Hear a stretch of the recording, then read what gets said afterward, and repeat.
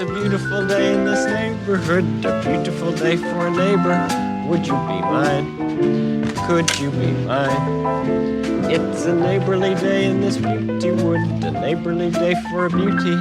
Would you be mine? Could you be mine? I have always wanted to have a neighbor just like you. I've always wanted to live in a neighborhood with you. So let's make the most of this beautiful day. Since we're together, we might as well say, would you be mine? Could you be mine? Won't you be my neighbor?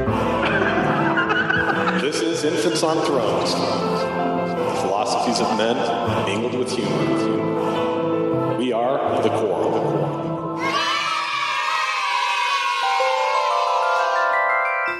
Welcome back to Infants on Thrones. You know, this is another one of those spur-of-the-moment, quick turnaround episodes that we're doing just because we saw something interesting going on with some of our neighbors in the online bloggerhood. So we thought, let's talk about this. And we did. So to set the stage, John Dehlin wrote an 8-point speculation in answer to the many, many people who keep asking him, what's going on with your church discipline? So he called this, Why Was Kate Kelly Excommunicated, But You Have Not Been Yet? And shortly after this, Kate Kelly wrote her own response, which she titled, Why Was I Excommunicated, But John Dehlin Has Not Yet Been?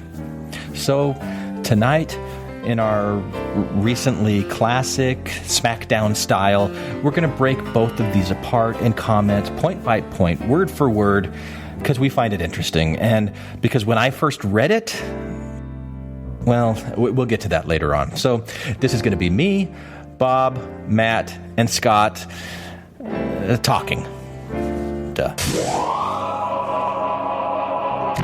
Was responding to whoever, they did a good job of obfuscating that. They didn't want it to be a response to the other person. Well, I don't know, because in Kate's, she quotes things that Dehlin said in his blog. And, you know, like she presents a position of solidarity that, you know, I'm proud to have stood side by side with him. And, you know, here's like, he said that he had people in, you know, the political corridors that may have stepped in and, you know, told people to back off. You know, I don't have that. So I mean, there's that intertextual response to what he said earlier, right?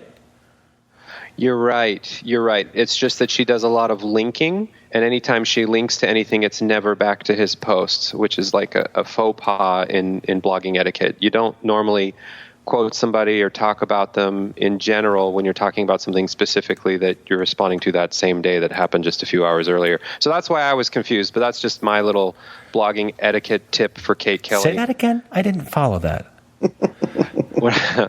Shorter version. When somebody writes something and then you write about what they just wrote, you link to them, or else I don't know that that's what you're talking about. Didn't she? She didn't hyperlink to it? No.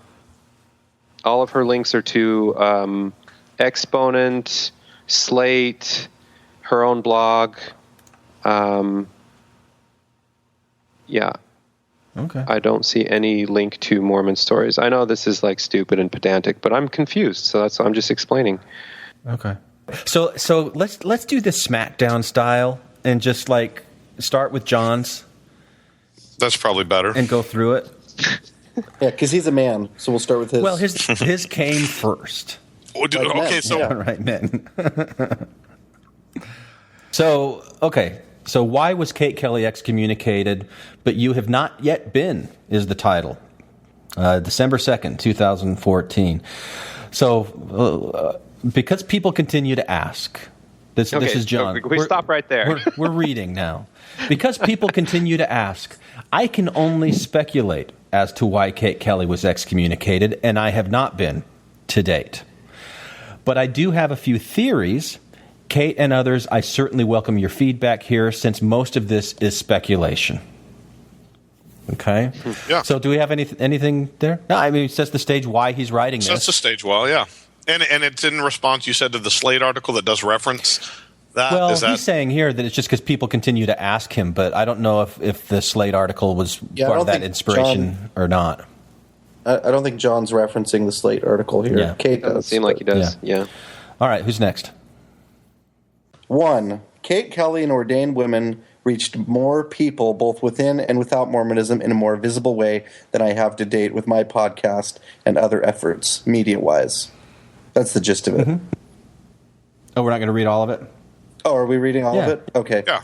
Oh, and I think that matters. Effectiveness, media exposure matter a lot. I believe that the more effective you are at garnering media and membership attention, the more at risk you are to the brethren.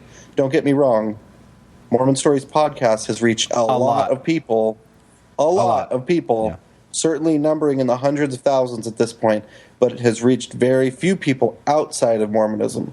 Ordained women, on the other hand, has garnered significant international attention.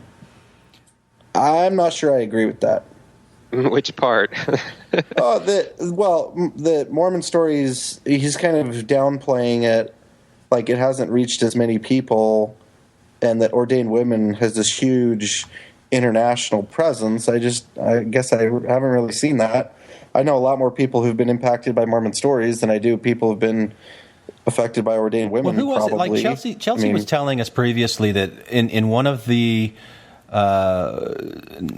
they worked very hard not to call it a protest, on Temple Square, but they had a member of the press. Was it? It was someone from Al Jazeera? Yeah. So I think John's right here that Ordained Women has gotten more press outside of Mormonism, certainly than Mormon Stories has. I mean, John had some stuff with, he's had some things with New York Times, and when the Book of Mormon musical came out, he was quoted in there. There's been a couple of things that he's had, but I think the Ordained Women movement and that activism has definitely been trumpeted more. People are more interested in it, I think.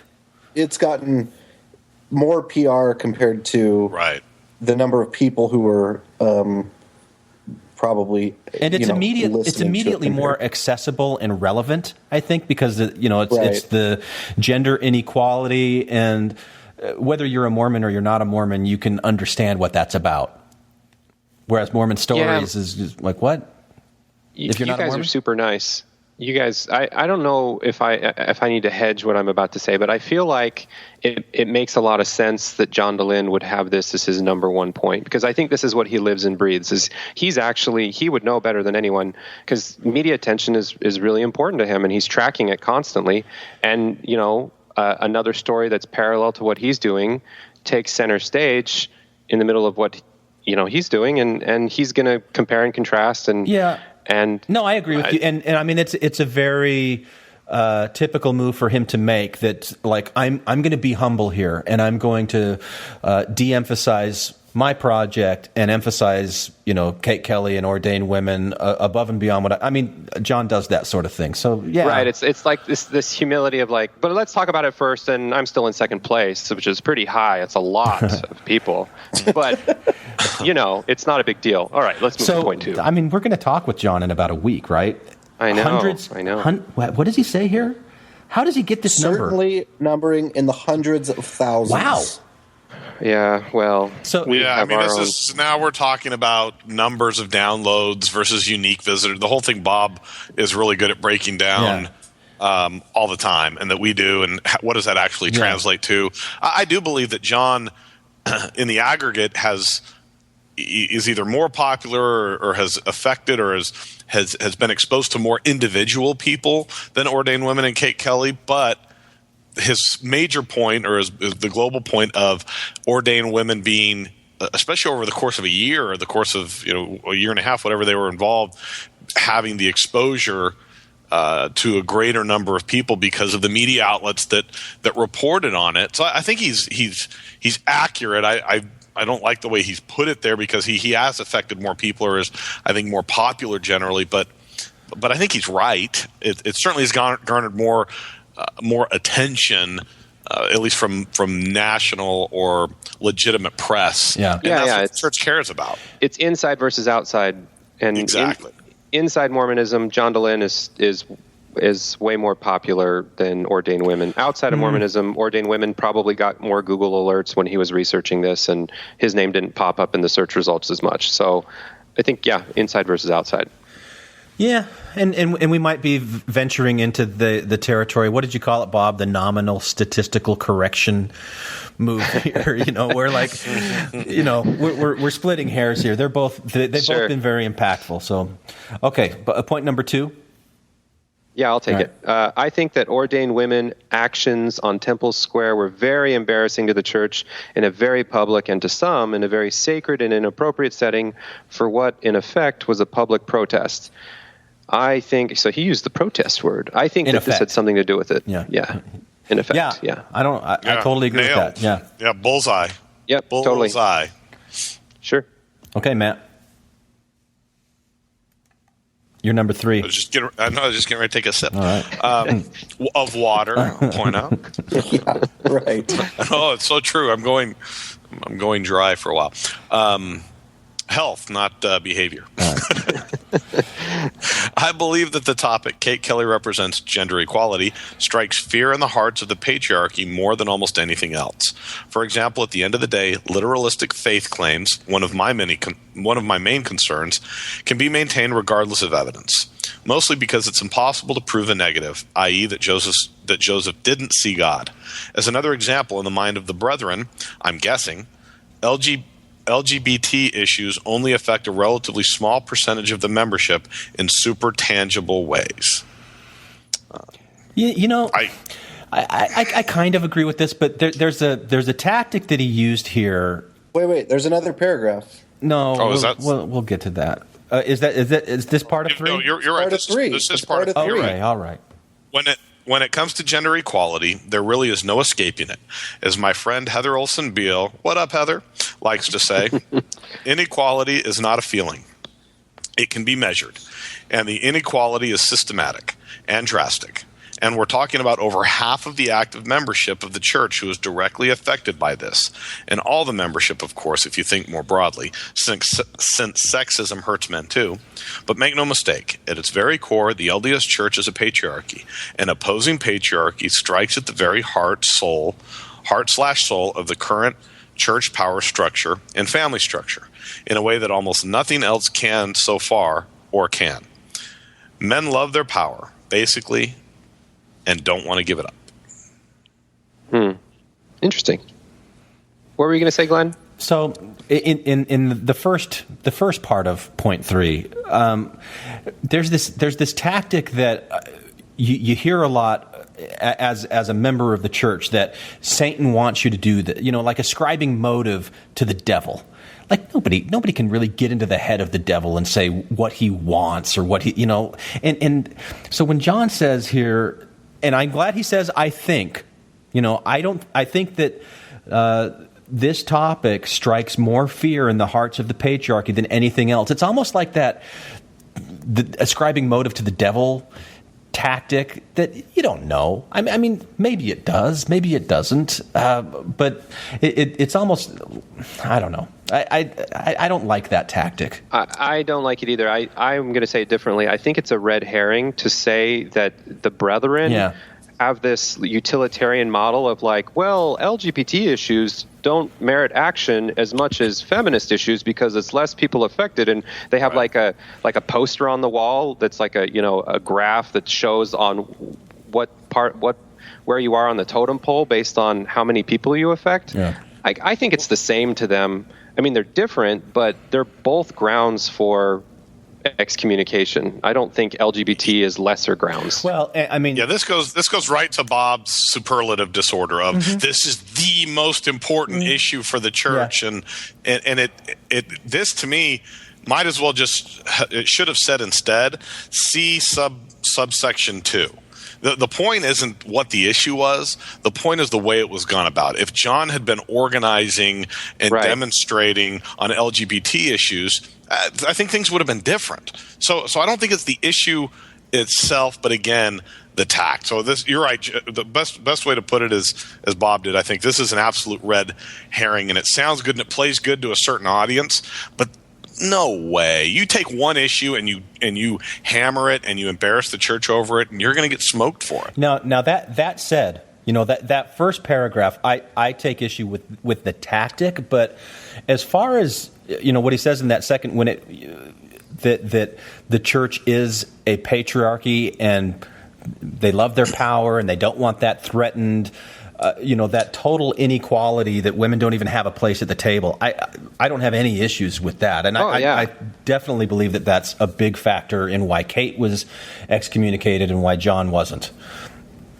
So, I think that's huge. Well, that's it. But that's a different issue than because it happens to be the issue that she advocated for. It's that she advocated for an issue in the way she did.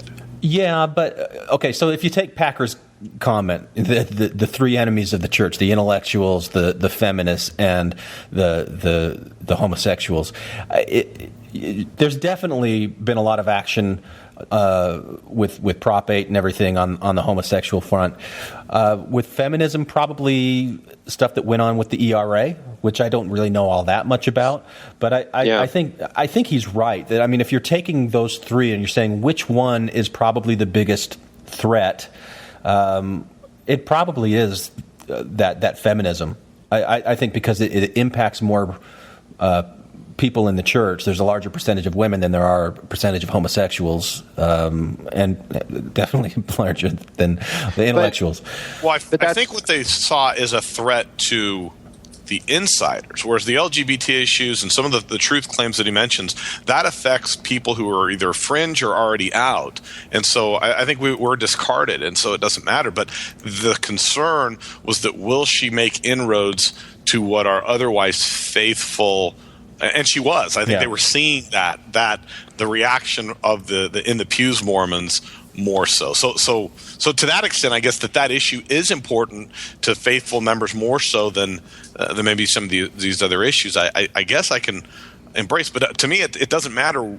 Whatever issue somebody takes up wouldn't matter. It's the way they do it. I'm pretty firm on that. And if go ahead, Scott. Oh, I was just going to say that was my big distinction between John and Kate, or between John and, say, Denver Snuffer, is the reason why John isn't excommunicated and why Kate and Denver Snuffer were. I mean, for me, it can just be summed up in the fact that Kate Kelly was bearing her testimony and wearing church clothes and asking to get into General Conference. That's what's threatening about it, is because instead of putting out a podcast that's critical of the church, she's framing everything she's doing and just coding it in this persona of, which is, I'm not saying it's not genuine, but she's doing it all very deliberately from a believing LDS perspective and making it palatable to believing members. Well, there was some sophistry to it, though. I mean, for sure. But I'm not. Yeah, I mean, I'm not saying that it wasn't calculated. It was absolutely calculated to do that. I mean, Chelsea's told us that much directly. That's part of why Kate was the face of this, right? But for somebody like a Denver Snuffer to be getting people who are believers to then openly criticize the church leaders, all the while reaffirming their belief in the doctrine, that is more threatening to them than somebody who is a critic from the outside looking in. And for as much as John likes to play with that line of is he in the church, is he out of the church, is he friendly to the church or not, really, if you're a believer in the church and you start hearing somebody speak critically about the doctrine or about truth claims, it's pretty clear that person isn't in the same ground as you. Yeah. When you have somebody like a Kate Kelly who is bearing her testimony and then can go off on ordaining women, that's a fundamentally different perspective. So I think that's why the church doesn't care to excommunicate people like us or like a John Larson or John Dehlin or anybody else who's just openly critical of the church, because they're not threatening. Yeah. And Scott, to me, you just cut to the core of what I wanted, right. like why I wanted to even have this discussion tonight. And you just need to go a little bit deeper to get where I am, and I'm not saying I'm deeper than you. I'm just saying. I'm just saying that you made the comparison to Denver Snuffer. That In both Denver's case and Kate's case, they were saying, we believe in God, we believe in Jesus, we believe in Joseph Smith. And this God and this Jesus, the same one that appeared to Joseph Smith and gave him the inspiration, revelation, is giving me inspiration and revelation and saying that today's church leaders are wrong. I wouldn't go that far with Kate. Oh, she says. I don't think she so. said, Jesus has confirmed to me in my heart that this is the right thing. And all we're asking is that the brethren pray about it like they did in 1978 with the blacks and get that revelation from God because it's out there. I know in my heart that it's out there. That's different. It's not. That's different than what Denver was. Yeah, it is. Well, it's different than what Denver was doing. Here's why. Because Kate, the church, what they could have done is they could have just said, we've prayed about it, and the answer was no. Right. Okay? That would have taken that whole carpet out from underneath ordained women's feet. Really? They could have changed tack, but it would have prevented them from saying that anymore. Denver Snuffer was saying openly that the church, he said openly that the church is an apostasy, that the church leaders have no authority. But it's quite a different argument. I think that Denver's was more clear and strident, but I think that Kate was hitting on exactly the same note. And we're speculating now, but if the church had come out and done what you said, we prayed about it. We followed what you said, Sister Kelly, and we prayed about it. And but they wouldn't do that because they don't negotiate with terrorists or whatever line you want to take. They would never do that. But so they couldn't acknowledge her. But if they could have soft pedaled it. Sure, no, they could have soft pedaled it though. If they had, the response from ordained women would have been what? I don't think they would have backed out and said, oh, okay, well, we accept that. We're going to pack up our bags and go home. They still would have said, you know what? This is what God wants. It's still in our temples. It's what Joseph Smith was originally envisioning for this church. And the divide would just become more and more clear. But to me, it's that presumption of I know more than the leaders do. That's very Denver Snuffer-like, and John Dehlin hasn't done anything like that. He doesn't even believe in God or Joseph Smith revelations or Jesus in this. He's expressed public doubt about those things. So he's not saying I'm receiving revelation from the church or anything that could be interpreted even close to that. Right. That's fair. To me, that's the biggest difference between, and if I was writing an essay as to why Kate was excommunicated and John wasn't, that would be my number one point and probably the only one. Even though I don't disagree with the things that are being said here, that John's saying and that Kate says later on, we'll talk about that. I agree with fundamentally these things are there and exist and are contributory factors, but I still think that the biggest difference, like you shouldn't be comparing Kate Kelly to John Dehlin. You should be comparing Kate Kelly to Denver Snuffer. Right. Oh, I agree. And John Dehlin to, say, Grant Palmer. Yeah. Although I hate to do the comparison, but you know what I mean. But it's fun and it makes for a good podcast. Can I say something more about point 3? Yeah. I think while you guys were talking about the utilitarian concept of more people affected by gender issues than by LGBT issues, I just wanted to put a different spin on it. I think one could argue the LGBT issue is a bigger deal because it's harder to solve. The feminist issue, like the church just needs to get its head out of its ass and it can solve it with baby steps and all sorts of numbers of ways, like all sorts of ways. And it is. And it really is. I mean, the steps that it's taken since ordained women and likely because of ordained women are pretty small and incremental, but they're still steps. They're still steps. But LGBT, it's like, well, I guess let's not, shock them anymore. What else can we do? Well, we can't reconstruct the family unit and how heaven works. I mean, there's just no answer. There's nothing. So what John's working for there, and it's commendable and it's great and it's awesome and everything, but it's a there's no meeting in the middle. There's no baby steps that go beyond a certain point. So I think it's a bigger issue from that perspective, even if, yes, technically it affects less people. Let's speculate again. Has anybody pointed out that ordained women, the acronym is OW? Ow. Ow. Okay, but let's say that you have. I always think of it more as OW. Yeah. Yeah. OW. Oh, women. Yeah. So imagine that you have a comparable group that is, instead of saying you should ordain women, that's saying you should allow homosexual couples to be sealed. So maybe it's SH or SH. That's the group that we're talking about, and they start using their bodies, not just, speaking on a podcast or typing on a blog. They actually get their bodies. They go to Temple Square.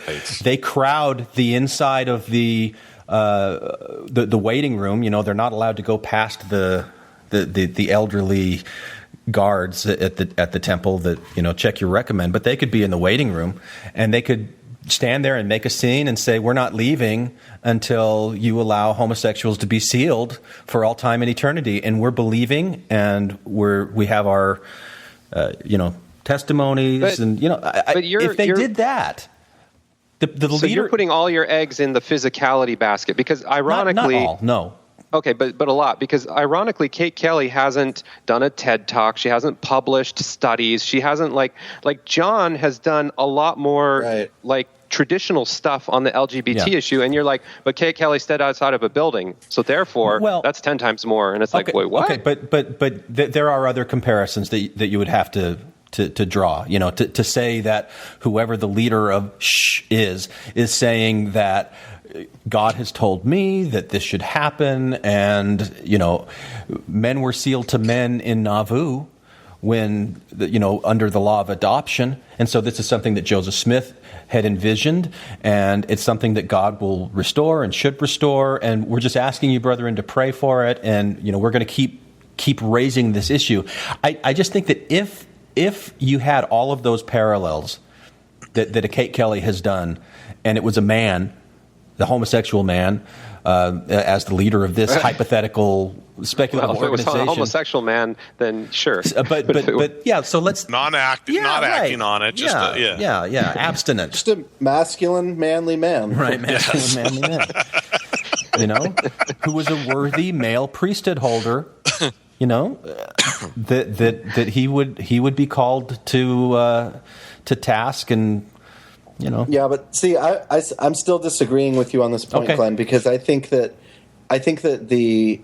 to Bob's point about John doing studies, putting out, how many episodes that are critical of doctrine and things like that, I think his stance publicly has been a lot more offensive to what the church stands for than what Kate ever did.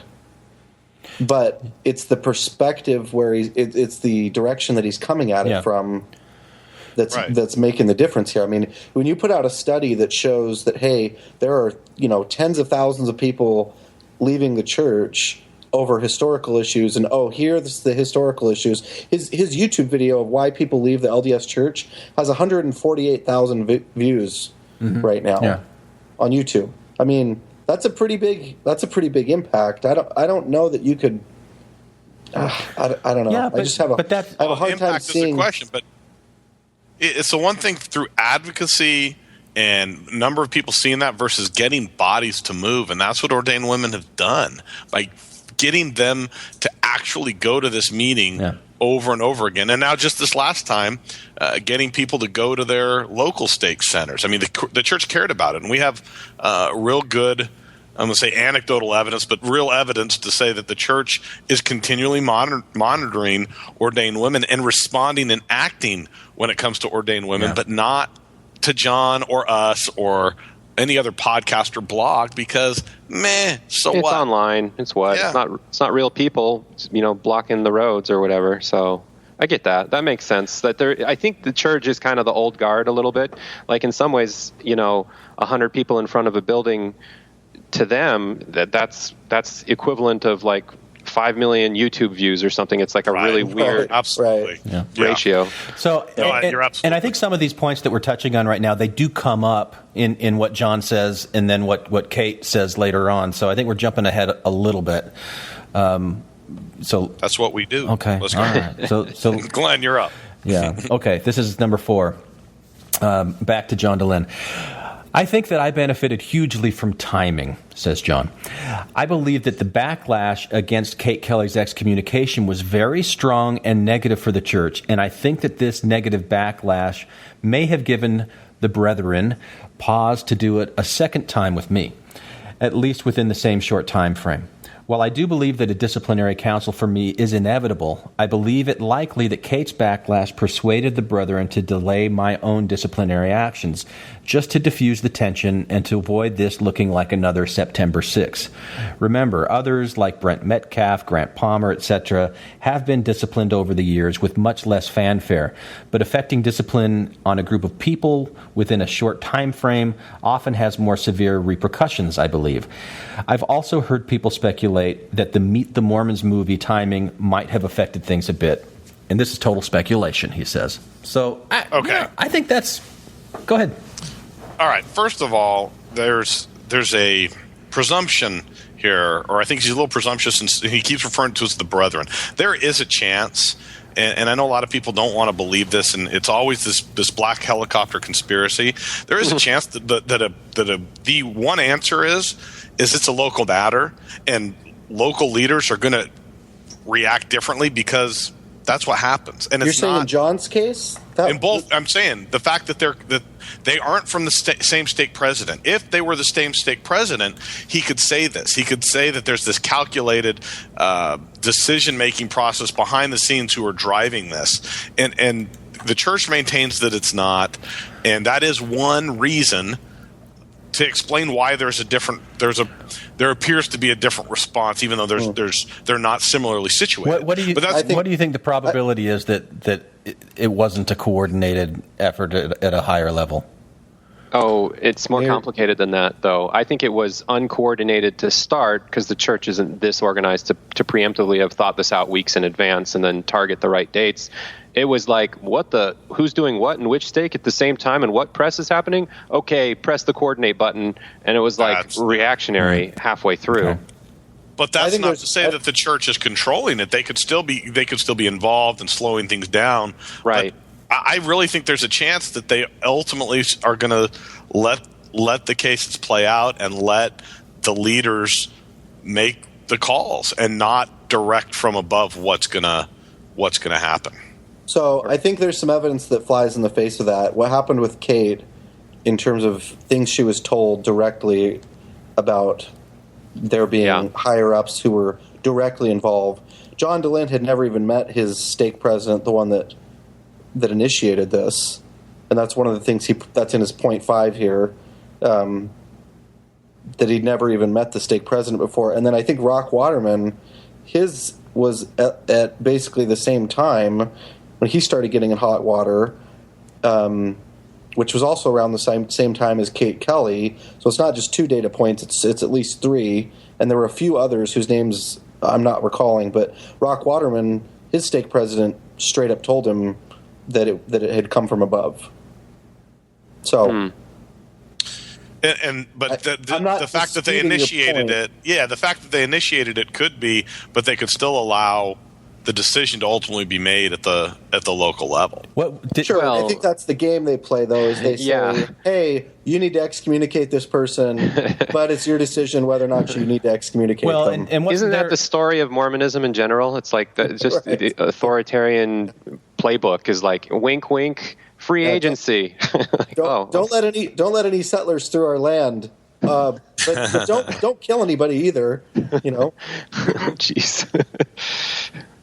Yeah. So, with I do at some point, whether it was serendipity that the timing of this came in, whether it was coordinated from above to initiate it, the response to Kate Kelly's, I do believe, caused them to put the brakes on John to not have it all happen at once. I do think there's no I have no doubt that impacted. That impacted things. 90% probability. Yeah.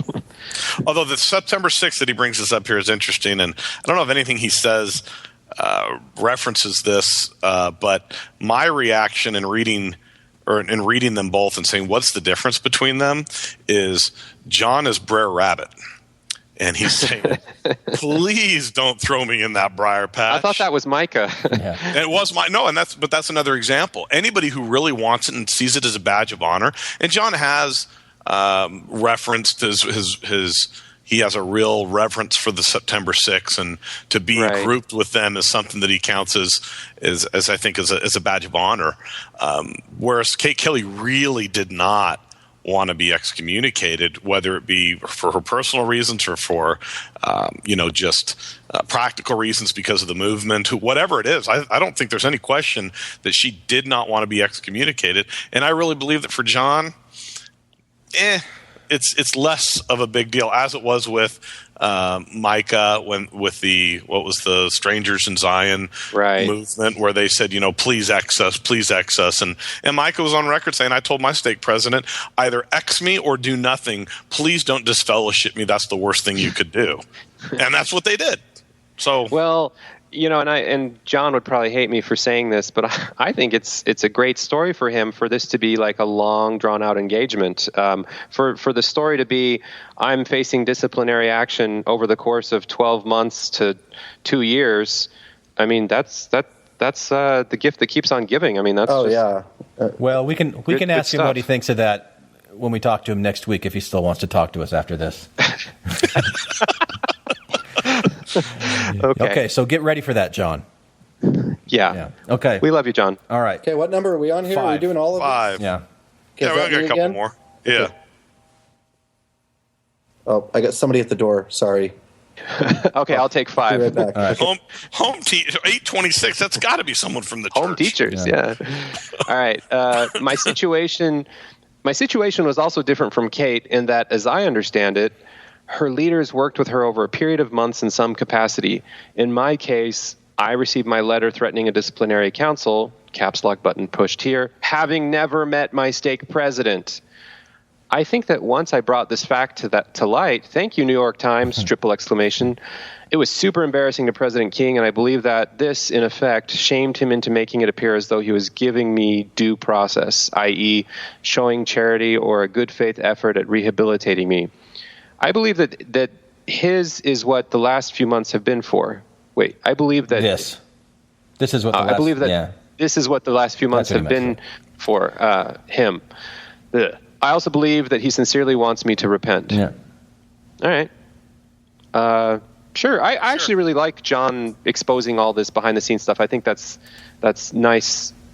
At least from my perspective, for him to just pull back the curtain and be like, well, this is what happened, and give the play-by-play. I guess we don't get to hear the stake president's side, but this doesn't surprise me as a narrative that would happen.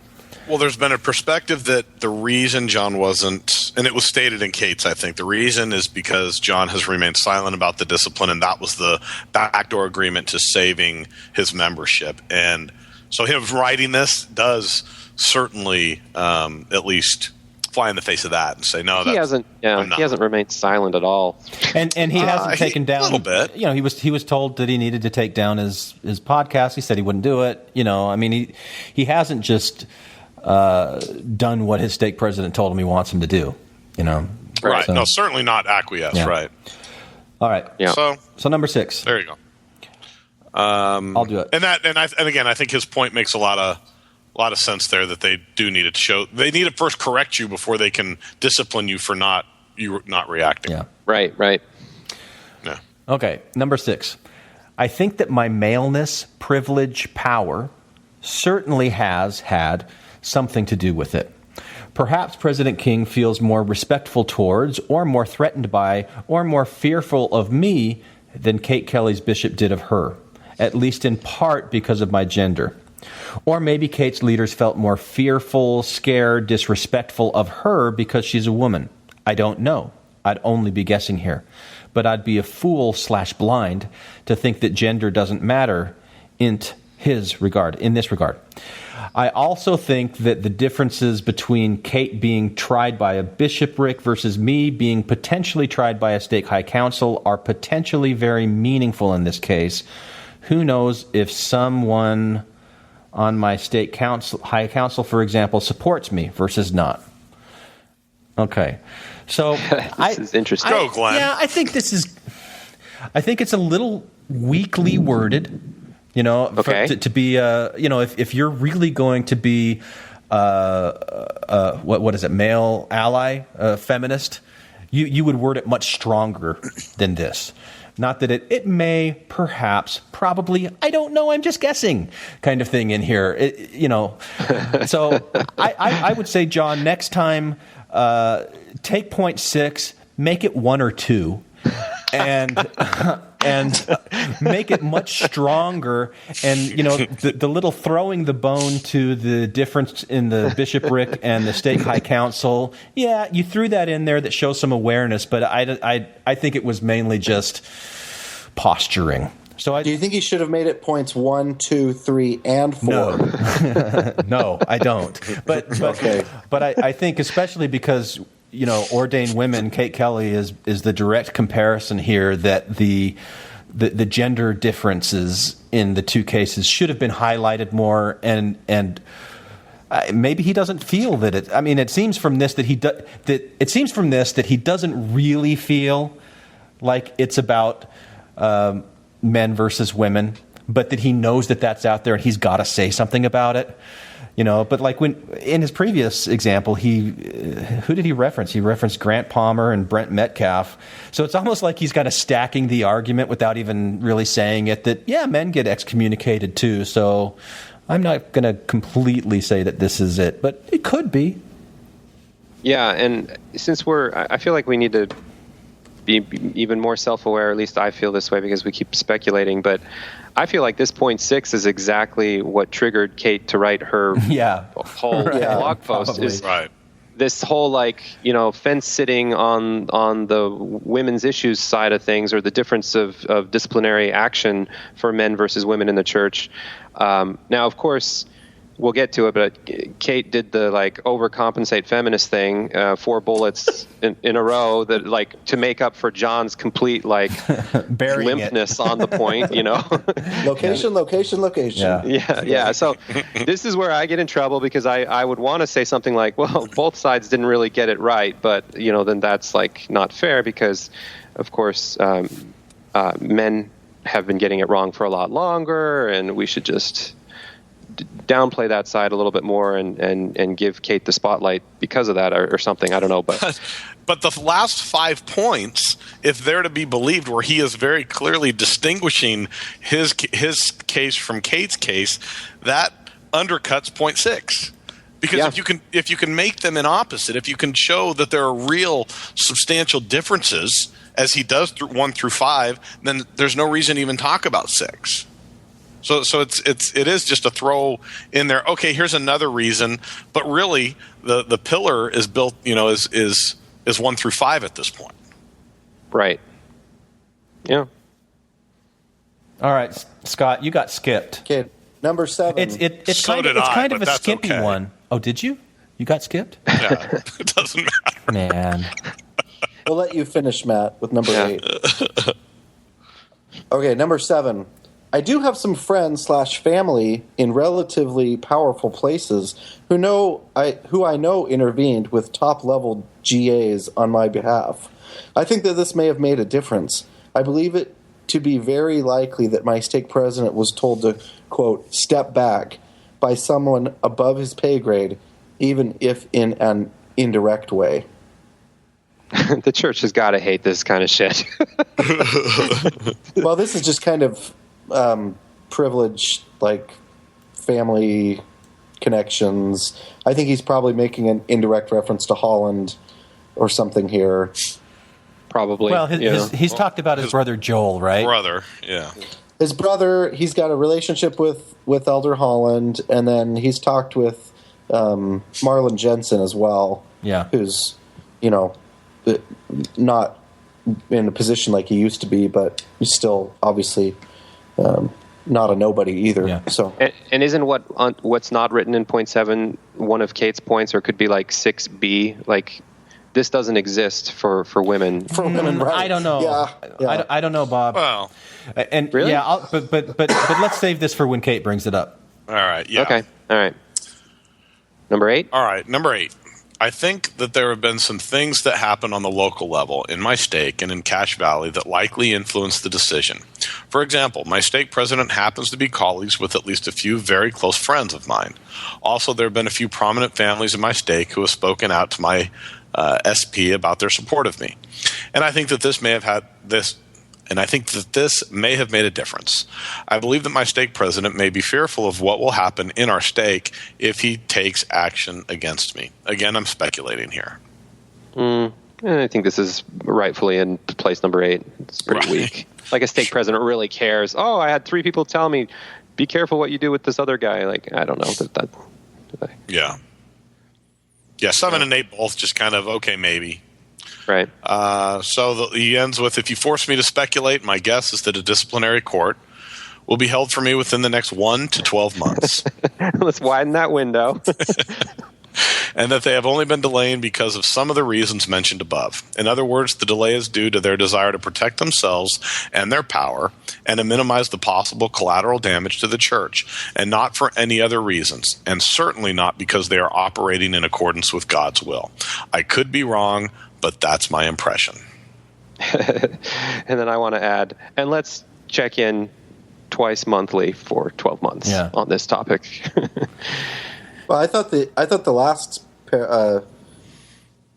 sentence in that second to last paragraph, where he said, "and not for any other reasons, and certainly not because they're operating in accordance with God's will," that's kind of a Jeff draws a line in the sand.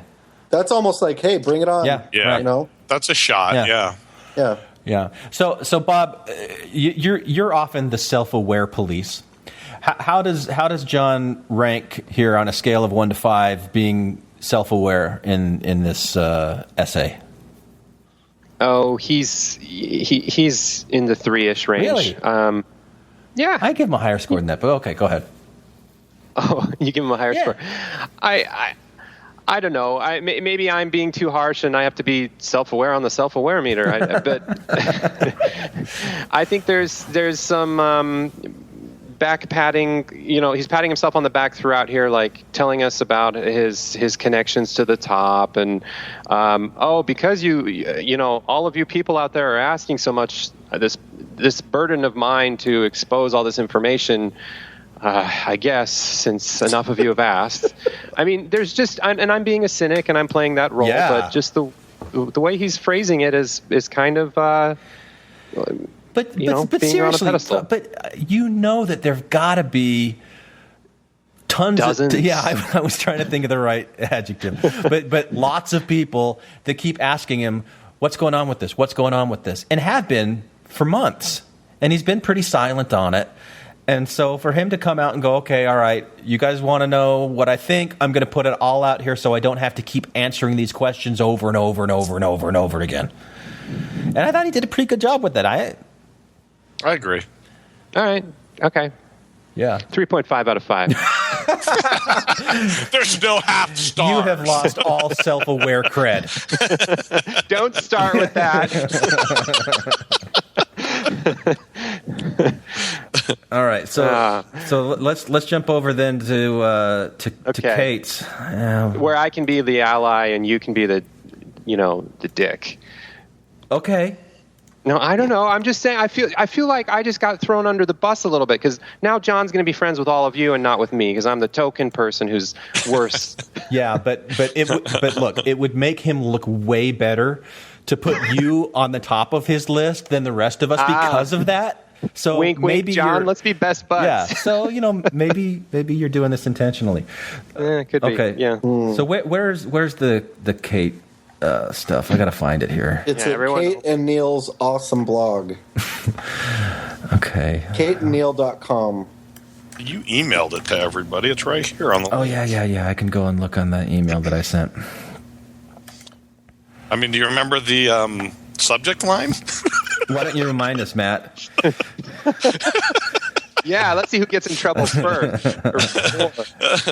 Let's see. Why don't we have listeners when we post this on Facebook? If you think you know what the subject line of Glenn's email to us was, post it in the comments. And if you get it right, we'll send you a gift. Yeah. I feel like such a bad person. I don't know. You got to give them your clue, Scott, that it could be the title of a porno. It could be. Yeah, it could be the title of a porno. It would be very clear what was going to happen. In that video. Yeah. So look, when I read this, I was really, really incensed, and I talked with my wife about it. She's like, "Why are you so angry about this? Like so worked up over it." And I feel like I've worked most of the aggression out. I was expecting a lot more rambunctiousness from you, Glenn. Yeah, so yeah, right. Well, okay. So let's start with this then. So this was written later on in the day. We're pretty sure that Kate was responding to what John had written, because I think one of I saw it on Facebook, and it was like, why I think, like bolded asterisk kind of thing, that I was excommunicated, but John Dehlin has not yet been. That was on her Facebook. Yeah, and that's the title, right? Why I was excommunicated, but John Dehlin has not yet been. Yeah, but not with asterisks. Oh, okay. All right. Yeah. Okay, who wants to start us off? Oh, I'll do it. Right. Sure. In a recent Slate article, it was speculated, in quotes, around the same time that Kelly was excommunicated, the host of the popular Mormon Stories podcast, John Dehlin, was threatened with disciplinary action as well. Unlike Kelly, he was not excommunicated, perhaps in part because he agreed to media silence. I think Kate bolded that. He agreed to media silence about his interactions with his priesthood leaders, close quote. This speculation is patently false for many of the reasons that John Dehlin pointed out himself, including that he did not agree to be silent about his discipline. In fact, he shared the direct text from the letter the stake president sent him threatening discipline he shared it with the New York Times. Hey, Bob, I kind of don't understand computer etiquette very well. What does it mean that it's underlined that John Dehlin pointed out himself? What does that mean? It means that she's linking to his blog post. Okay. All right. Was that there before? It's been there the whole time. We'll edit that out. Yeah, we will. Okay. So, who wants to bicker and argue over this paragraph? But finish it. There's two more sentences below the picture. Oh, below the picture. Okay. It has been an honor to stand side by side with John Dehlin this past year. He is a dear friend, and I have my own take/speculation as to why I was excommunicated and he was not. All right. Okay. Pretty clearly a response to John Dehlin's blog post. Right. All right. No issues. Numero uno. He is a man. Bold It is definitely easier, it is infinitely easier, there's a superlative, for men to excommunicate women than men, as April outlines in her Exponent 2 series, but more fundamental than institutional procedures that heavily weigh against women is the deep bedrock divide between women and men in power in the church.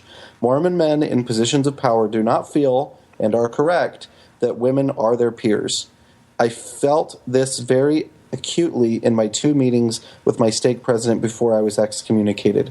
I saw him as a peer and equal. He saw me as less than. Despite the fact that he is an attorney by profession and undoubtedly he interacts with female legal professionals as peers on the job, that magically disappears in any ecclesiastical context. The same has been said of Mitt Romney. He treats non-Mormon women better than Mormon women. No matter what hot water John or any other Melchizedek priesthood holder gets into, he is still a peer of the leaders, something no woman will ever be until women are ordained. Hence my activism. Yeah, I like it. Glenn? Okay. Well, here's how I want to approach this. Okay. And I want to take us on a little detour. A week or so ago, Jake came out with his brother Jake, why Mormonism is not a cult. We did a podcast on it. John Hamer, came onto our website very critical of the YouTube video, the Brother Jake video. Yeah, I saw that. And he made a point at the very end that I want to read. Okay. And this was one of the reasons why John had such a problem with the Brother Jake cult thing. He said, when there are valid criticisms to be made, it's counterproductive to make invalid criticisms. So I want to start off with what Kate's saying here, that there are numerous valid points in here.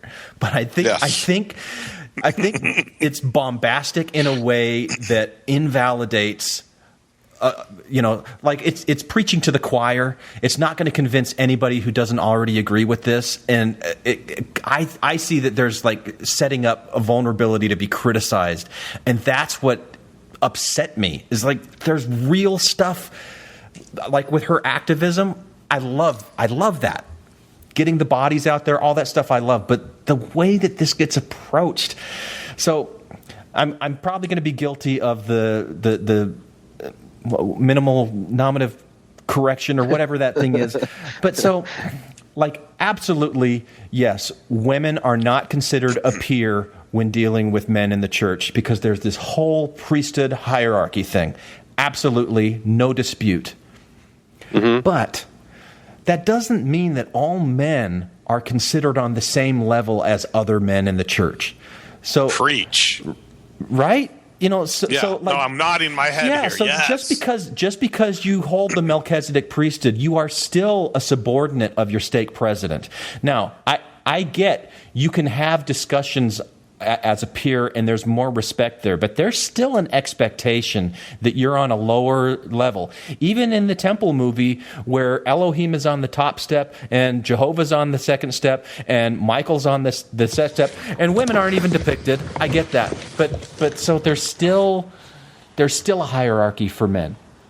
So yeah, let me give it a quick just a quick experience I had fairly recently. I was talking to a stake president that wasn't mine, and we were talking about church stuff, and we were talking specifically about kind of faith issues, and I was giving him my perspective, and I referred to him by his first name, and I started talking, and he injected, and he said, "President."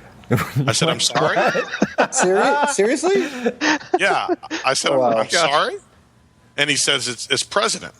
And I kind of grinned and I laughed. I said, "Well, then it's Dr. Long to you, And I laughed and I said, "I'm just kidding." I said, "I'm totally kidding." I said, that's fine if you want me to call you president. If that's what you feel you need to do, okay. You do understand you're not my ecclesiastical leader, but okay." But he wanted to immediately set up this hierarchy, despite the fact that he is younger than me, doesn't have the degrees that I have, is not as accomplished maybe in his career as I am, but he very clearly set up a dynamic that he has power over me, at least in his mind. Right. So I'm not his peer. Yeah. That's not how you approach a peer. Right. Yeah. So again, if she makes the statement, it's easier for men to excommunicate women than to excommunicate men. Infinitely. Yeah. Okay. But I get what she's saying. I can forgive the infinitely. The the rhetoric. Yeah. But it is. So I agree with that. It's just the little things in here. Like, why are we bringing Mitt Romney anecdote, flimsy? Like, there's no statistics to like. What does this even mean, and what is this doing here? How does this help? It's a red herring. This whole Mitt Romney. Like, what is that? Well, I want to defend Kate, but then the problem is the defense I was going to use could be the same for Dehlin. She wrote this probably in a passionate rage, didn't have an editor or somebody do a once over or sleep on it or all that kind of good stuff. Kind of like we're doing right now. Yeah, exactly. And we'll get in trouble for it. Yeah. So when the podcast comes out criticizing this podcast, that's why. It's just a never-ending cycle of content.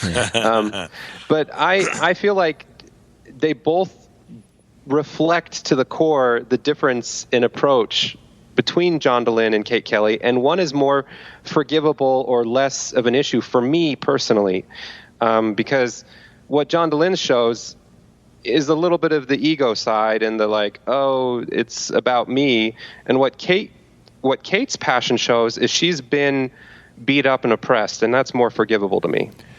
Yeah, and so she's highlighting the inequality that exists in the church, the gender inequality that exists in the church. And she goes overboard. I can concede that. I mean, I recognize that, but I feel like... Yeah, and I can forgive that too. And she says, hence my activism, which I love. That absolutely right, because there is this gender inequality in the church. So, I don't want to take away from that. Because there is real gender equality in the church. Inequality. But again, when there are valid criticisms to be made, it's counterproductive to make invalid criticisms. And so that's like where I got stuck on the less than valid things that are said in here. Right. So that was my problem with it. And the next I'm not sure why.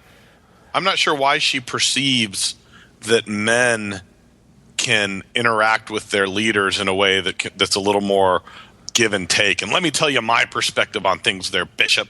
It doesn't happen. When it comes to certain issues, there is no... Because I've had those conversations, and I have as much regard and respect in my stake and in my ward as anyone. I mean, I've interacted with these guys for years, for 15 plus years. Once it comes to a certain subject, I now am othered. Yeah. Well, I'm not going to say to the same extent as a woman, because it's possible.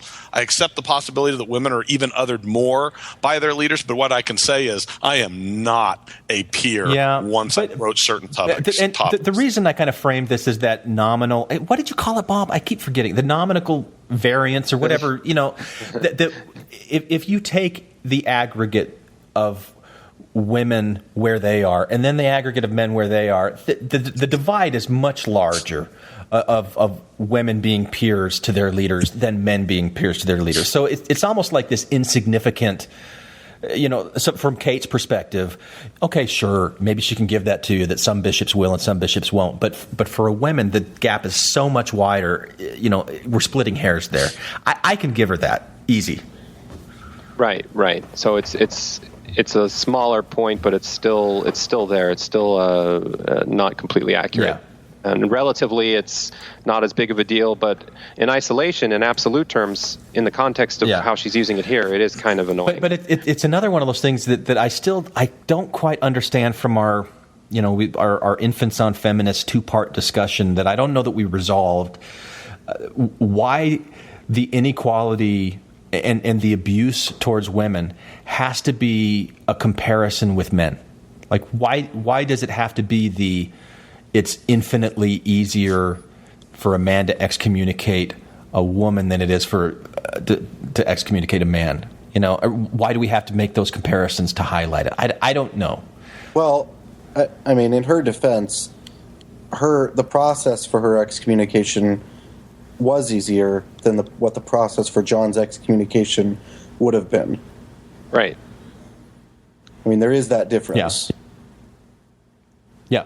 So what are you saying? Why is that not a valid point to bring up? No, but saying that no matter what hot water John or any other Melchizedek priesthood holder gets into, he is still a peer of his leaders. Something no women will ever be until women are ordained. Hence my activism. Like, I think I get what you're saying, Glenn. I agree. Because on the one hand, there's this huge difference, but on the other hand, it's not like dudes getting excommunicated is like rainbows and butterflies. It's not like it's not like there's a buffet bar. It's still like a shitty experience, and actually, it's with a lot more people, and it's more drawn out and more process involved. Kate's is more unjust and unfair and a quicker decision with 3 people, but it's not. I can see how you could be frustrated because it's sort of positioning like the male experience in this case as if it's like, using her word, infinitely better or something, but it's really just as shitty. It's just... See, I really like the point that she's making, that women will never be considered peers or even close in the Mormon Church until they're ordained. Like, absolutely. It's just the, false comparisons to men stuff. And, like I made the little quip in the intro to part 2. Don't tell me what it's like for a man, because that's my world.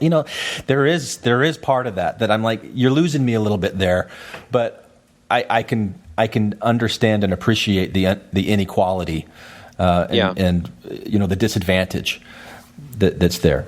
So number 2. What was the title of number 1? He is a man. Okay, this is number 2. He is a man. Oh, yeah.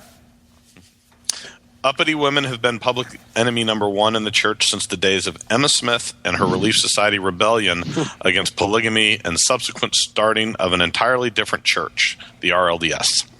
Recall that Brigham Young disbanded the Relief Society entirely when it started to become a thorn in his side.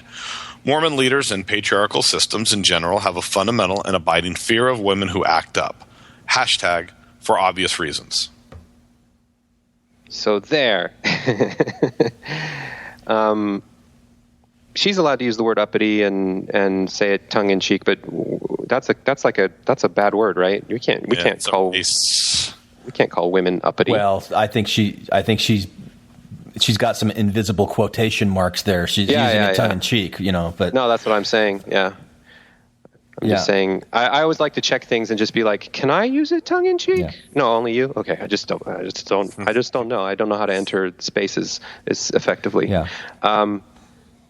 So this was, I feel like this was just a residual leftover from number 1 a little bit. Well, the next, right. The first 4 points are all he's a man, and they're all like subpoints of the gender inequality thing. Did Emma start the RLDS church, or was it men around her who started? Like, I don't know the history there. I don't know how accurate that is. Yeah, we need John to be. Yeah, we need John to be dead on, but it was. I thought it was men that was around that also believed in that Joseph's lineage had the proper line of authority for a number of reasons, which they really did if you believe certain histories and. So I don't know that it was Emma starting it or really having this movement. It just her family was certainly involved. And that was it. Wasn't it Joseph's brothers? Wasn't it? One of the other. I don't know. Anyway, but whatever.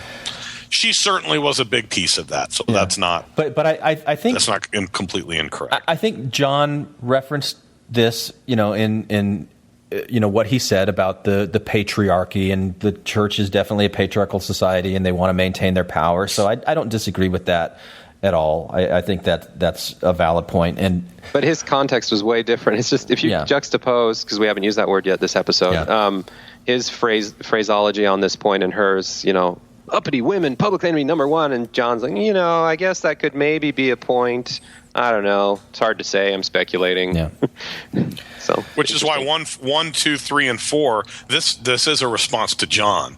John, these are the 4 top reasons. That's how I read her reaction. Yeah, that's probably a good reading. Yeah. Number 3. Hey, John, my good buddy that I have a picture with here, is screwed up. Yeah. Right. Yeah. So is she femsplaining this to John? Oh, there it is. Totally.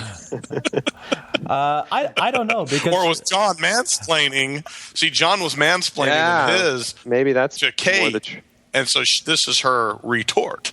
I don't know that it applies in either case, because it isn't the fundamental basis of mansplaining that you're explaining something that they already know.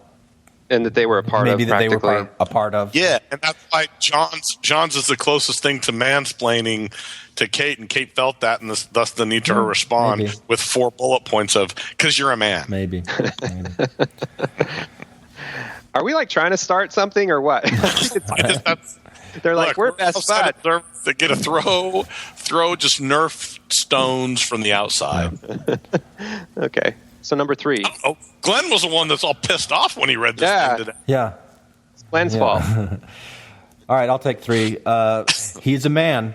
Women awakening to the fact that they are categorically excluded from leadership and decision-making in the church affects every single Mormon woman on the planet. A change to the priesthood ban on women would literally touch every Mormon family, congregation, institution in the world. How many Orthodox Mormons have problems with the truth claims of the church versus how many are women? Okay. But that's not because he's a man. That's because the issue that you're taking up. So she's actually agreeing with John's, one of John's points. She is. And you're right. She's mislabeling it. That is a mislabel. Yeah. Yeah, and I read this with my wife when I was in my heated anger phase. We couldn't understand the last sentence, what that means. How many Orthodox Mormons have problems with the truth claims of the church versus how many are women? What she's trying to say is that what John represents is a tiny minority. So, of course, John... As it pertains to in the pew Mormons, the Orthodox. Yeah, exactly. John can... represent a tiny minority, and it's not as consequential to the church if John is being an agitator and making fringy Mormons have something to listen to on their way to work. But what Kate's advocating is going to change the whole system, and it's half of the whole thing. Okay, so when she's saying how many are women, she's not talking about the Orthodox Mormons that have problems with the truth claims. No, I think she's just saying how many members in general are women, way more than who are. Got it. Orthodox. Yeah. Just a grammar thing. But how many of the so if you're saying that over 50% of the church's population are women, what percentage of that are on the ordained women's side? That right, but that's not her point. No, it's her first sentence. Women awakening to the fact that they're categorically excluded. So how many of those women have awoken to that fact and accept that as a fact in the church? Yeah, very small. I think that's a small percentage of that 50 or more than 50% population of the church, but I don't know what it is. Right, but this is where she says a change to the priesthood, it would literally touch every Mormon family. Yeah. So she's saying that regardless of she's making a different point, which is, yes, women are doing it incrementally, but regardless of that, a change would impact every single household that has a woman in it, and probably every household generally. The first two sentences are two separate points. The first sentence, yes, I agree with that, is this awakening that is happening. And she references this later on when she talks about how deep ordained women has impacted, even getting Orthodox Mormon women thinking about this, which I think is a valid point. So women awakening to this fact is a threat to the church. And I think that's the first point. And that it affects every single woman on the planet. It's kind of connected to the next one, that a change to the priesthood ban, which is interesting that she calls it a priesthood ban. Would you even consider it a priesthood ban? Like a ban on women getting the priesthood, you mean? Yeah. I mean, when that phrase has traditionally been used to describe the discrimination against blacks. Yeah, but it's not. Yeah, I mean, I just think it's an interesting approach, because it's assuming that it's an entitlement or it's a right that's being withheld. I think it's good. I think it's challenging us. I think it's calling things out, because what she's saying indirectly is, hey, women have the priesthood, and they had it more than they do now in the past. So that was my point. I just felt I was reading it, and I thought for the first time, that's an interesting way to present that. Yeah, I like it. I like it too, because it puts the burden on the church. It sounds horrible to be like, when are you going to address the priesthood ban on women? In the church, it's like, when am I going to stop beating my wife? I don't. Wait, what? It's a ban. We've banned them. We're prohibiting them from having something they're entitled to. So and that they already had. Right. Yeah. Right. And exercised and do exercise in the temple, and that's the point. Right. Yeah, I think it's a good usage. I like it, and I think she's right that it would literally touch every Mormon family, congregation, and institution in the world, because you'd have women in the leadership, and that would definitely change things. So, but again, this agrees to John's point that her movement is having more impact on, however you want to frame it, but the most important is the in the pew Orthodox members. Once you start impacting those people, the church does react. If you keep preaching to the choir and are impacting fringe Mormons or people who have left already, they don't care. Yeah.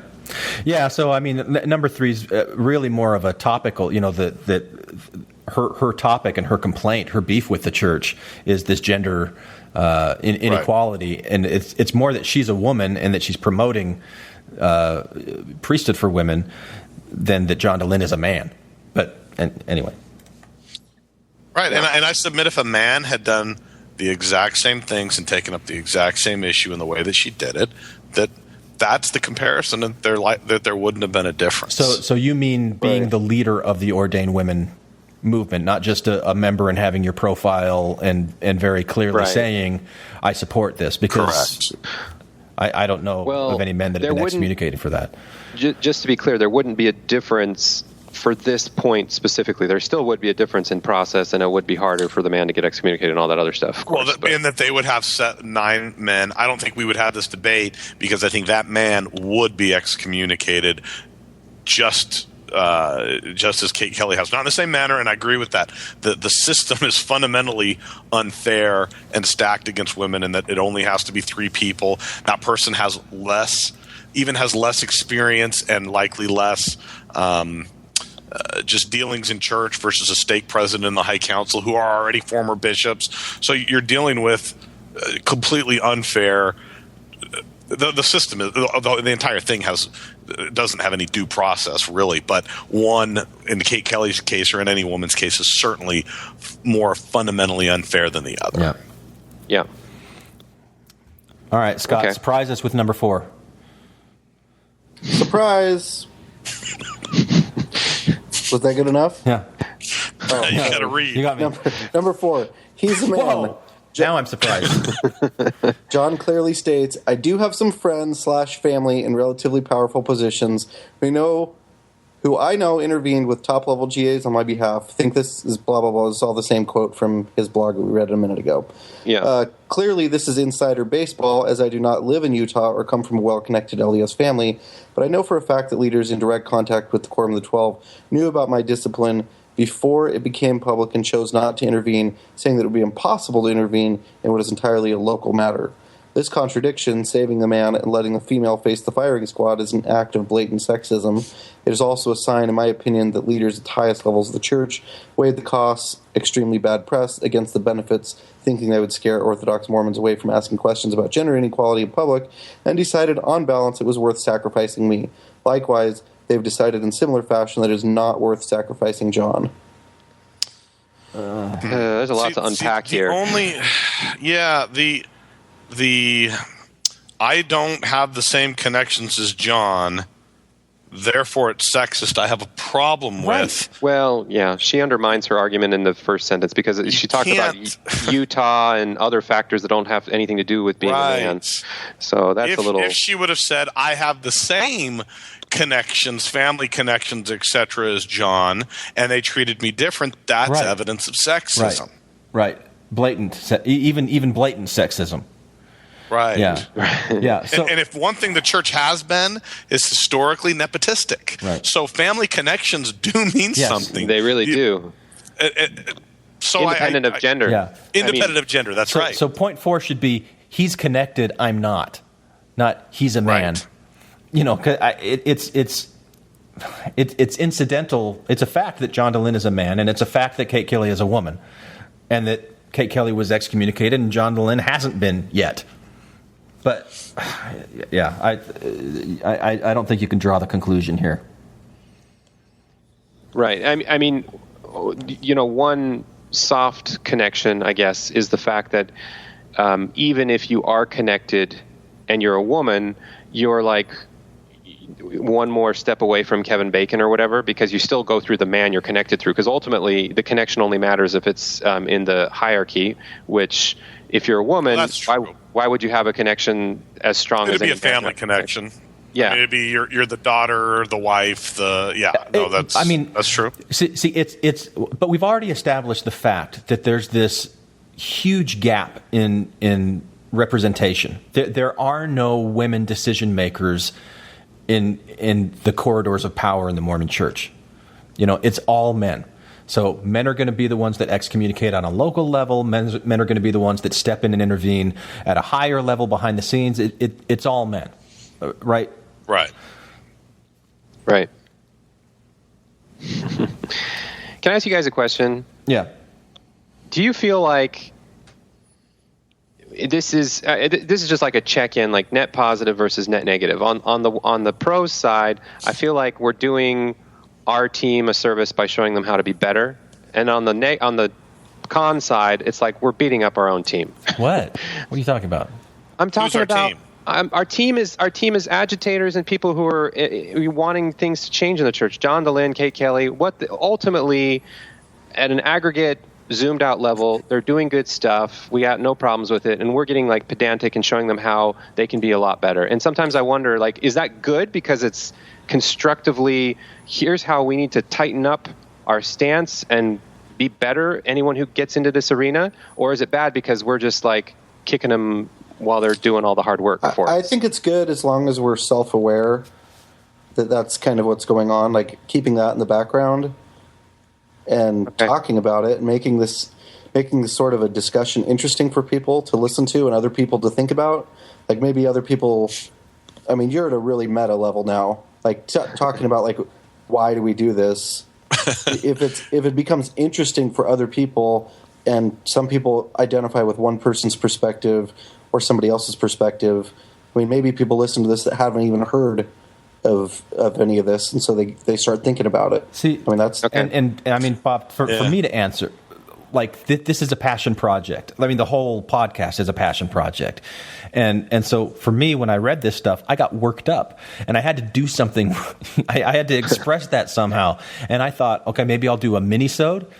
But when I saw, I emailed it to you guys, and I saw there's some response. I'm like, oh, I would much rather talk with you guys and bounce these ideas off of you and like work it out that way than just on a mini-sode and express it. But so it's part of expressing that passion. So I don't really think of the impact on our team or their team, and are we doing a disservice or not? So I lose self-aware points, I guess, for that part of it on that meta level. But to me, it's just, I like having the conversation with you guys, and I'm gonna feel better personally myself. That's why I'm not as angry now as you guys thought I was going to be, because I've already worked through some of this. Yeah, very disappointed. Yeah. Sorry. No, and I'll tell you, Bob, my response to the question is, I don't really view it as my team, their team anymore, because I just anymore view myself as a commentator. Yeah. And I think breaking this stuff down is good, to be critical. Okay. Not critical in the sense of being, finger wagging. Yeah, right. But rather, let's break this down and see what makes sense and what doesn't, and hopefully get people that would read this and would just embrace it, say, yeah, what Kate Kelly said is awesome. Say, okay, yes, a lot of what she said is really good and really profound and valid, but maybe there's another way to look at it. Interesting. So you don't I haven't arrived at that point, but I think you've mentioned before, Matt, that you're pretty far removed, and like, the church can just go fuck themselves a million times over, and like you don't like follow it to the point of progress being made with the baby steps as a result of Kate Kelly or something that John Dehlin does. Like, there's a part of me that still is like, woohoo, progress is happening, and then there's a part of me is like, oh, this is, who cares? It's a lost cause. It doesn't matter in the grand scheme of things. Yeah, I mean, because if I'm really, this is where. I want to be careful, because I know, I don't really want to be careful, but I haven't really, it's hard for me to care too much about ordained women, because it's like, hey, yeah, why can't the KKK, accept black people better? And that's what I really want to advocate for. Well, if it's a broken organization that does these things, how about join the hundreds of other organizations that don't have the flaws that yours has? And I understand the whole, but it's my culture and it's my community and it's what I grew up in, and I've heard that, but I reject it because it was my faith community too, and it was all those things, and ultimately I said, this is a net negative to me and my family, and particularly my girls, and so my response to that is to leave. So I do have a tough time even understanding intellectually what they hope to accomplish. Yeah. But commentating is still fun. It's still because that is still part of that's what I do with it being part of my culture and my life and around me as I talk about it. Okay, all right, well, good. Yeah, and that's helpful. I like that perspective as well, and especially calling it commentating, because it is kind of a sport. It's like we're looking at these volleys going back and forth, and we're commentating on it, and get some kind of a sport and entertainment out of it. That's where I see, because I'm kind of with Matt on, like, I don't see progress. I don't really believe in the whole progress thing. Like, even though I have a ordained women profile up, that was, like, do I really think that women should be ordained and that's going to solve the problem? Well, I think that there should be more equality in the church, but I don't think that priesthood's really all that. Anyway, I just don't think that the church is worth saving. In there, right. But because people do, as a friend of mine always says, keep going. Oh no! Whoa! What is your friend is very silent. Yeah. Quiet friend. No, I interrupted. Did you just rip one? No, I was interrupting you, and you were. I thought I was getting a breaking point. No, I was repeating things that I'd already said. So no, a friend of mine always says when he's heard about ordained women, he says, "Well, if they want the priesthood, they can have mine. I mean, they could have my fake, Mechaleka High, Mekahini Ho, just as much." And that is kind of my reaction: is you want something that isn't theirs to give you. Yeah. It feels like you're just giving them the power you're trying to claim. And there's other ways to do that. Bless your kid. You want to bless your kid? Bless your kid. You want to baptize your kid? Go baptize your kid. It's a symbol anyway. Yeah. And so there are ways to embrace this. And you don't need this institution's blessing and direction and say, that's the thing that I just starts to grind my gears a bit. Yeah, I think you guys are right, and I think I'm also attaching a little bit of the whole, like, oh, we're talking about specific people. Oh no, but we're good. I mean, we don't do ad hominems or anything. It's just what they're writing and how they can do it better, and the compare and contrast, and what the message is, and all that good stuff. But somehow I still know that this can be easily interpreted as like, oh, you guys are Kate Kelly bashing or John Dehlin bashing, and I'm like, well. Does that mean you'll listen more? Okay, I guess that's what we're doing. Cool. No, I'm just kidding. Yeah. But all right, meta discussion over. All right, Bob, you on number 5? Sure, I'll do number 5. First, he's not a man, or he's one that isn't. He is a man. Yeah. Okay, 5. John's issues are easier to circumvent. Isn't this the repeat of something she said in an earlier one? Anyway, that's what John said. And yes. John's major beef with the church is its truth claims. That is something that the church can dismiss ad infinitum as a cause of faith versus doubt. Institutional sexism in the church is patently obvious and not something that any leader can deny with any... I don't think I've ever used this word, modicum of credibility. Modicum, yeah. God damn it. Edit that out. I'm a smart person. It is a matter of fact, not faith. People investigating the truth claims of the church are easily dismissed as outsiders while faithful active Mormon women asking for a greater role and greater inclusion is far more threatening. This faith-based approach appeals to 50% of their base in a way that is extremely threatening to the status quo. I think there's flaws all through this one. Like really, really big relativist, like perspective flaws. So... the church can dismiss it as a cause of faith versus doubt. What does that mean? Yeah, John's truth claims when he says, we don't, the history things, the Book of Mormon things. Well, that's just an issue of faith, and doubt your doubt before you doubt your faith. So that's their dismissing of it. There's things we just don't know. There's books that'll come out later. Well, we just don't have all the information. I think that's what she's saying, and that's why John's questioning and claims and things that he's done on his podcast are easily dismissed by the Orthodox and by the believing.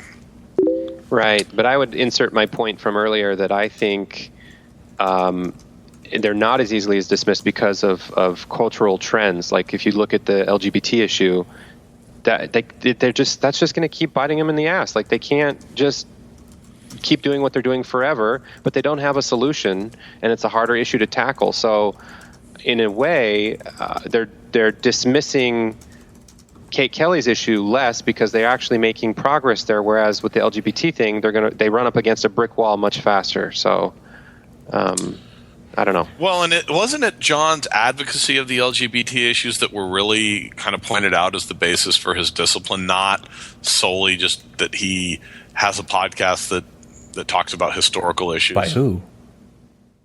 By the stake president. I thought that in his letter, that's what was pointed to as continued advocacy for that. And I could be wrong, but it may not. It really doesn't matter.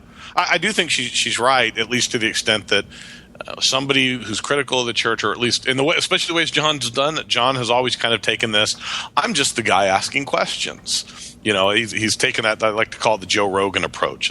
Aliens might have visited Earth. I don't know. I'm just asking questions. Well, when you ask the questions, you're advocating a point, and that's what John was doing. But it still is a clever way to do it, where it can say, well, I haven't drawn any conclusions, or even if I had, I'm just looking at the evidence and okay. So I agree with her that it's more easily dismissed by the Orthodox than the gender issue or the priesthood on women, but it is still that issue is still very dismissed by a majority of the Orthodox members, including women. Yeah. Okay, so the next sentence I have a problem with, because she says that institutional sexism in the church is patently obvious. And my question is, to who? Like if she says the church leaders. If she's just preaching to the choir here, then yeah, it's patently obvious. But like I can think of cousins of mine, aunts of mine that do not recognize that there is institutional sexism in the church. They just absolutely deny that. And it's not something that any leader can deny with any modicum. That means even the smallest amount, Bob. Any modicum. I figured it out. Of credibility. But you can see that. I mean, they do. They do deny it. And again, this is a matter of relativity. It's a matter of perspective, because whatever percentage of women in the church that don't have a problem with the status quo, they're mollified because they are getting credible answers from their leaders. Even if we can look at them from the outside and criticize them and go, "Oh my gosh, that is so bullshit."